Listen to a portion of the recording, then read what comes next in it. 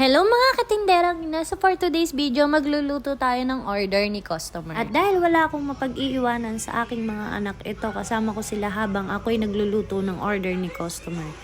Ang order nga pala ni customer is 3 set ng Big Baconize. It means quarter pounder with veggies, bacon, and cheese sauce. So, ayan, ina-assemble ko na yung order ni customer. Dahil dyan, naubusan nga pala ako ng tinapay. Kaya nakisuyo ako sa pinsan ng asawa ko na bumili ng burger bun. Maraming salamat, Ate Joy, sa pagbili ng burger bun. So, ayan, tinatapos ko na yung order ni customer habang may makulit na bata na naglalaro sa harap ng camera. Kung mapapansin nyo, hindi ko nabuhat si baby niyan. Kasi ang hirap palang may bit-bit na bata habang nagluluto.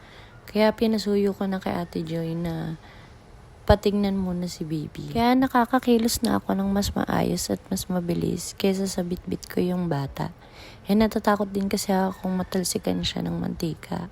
Kadadating lang pala ng tinapay na pinabili ko. Kaya yan, tinatapos ko pa yung isang order ni customer. Habang tinatapos ko yung order ni customer, may batang makulit na gustong kunin yung tinapay at kainin. Kaya sabi ko, saglit lang at bibigyan na lang kita ng tinapay. So ayan, patapos na mga katinderang ina. Thank you for watching. Please do like and share and follow for more videos. Thank you!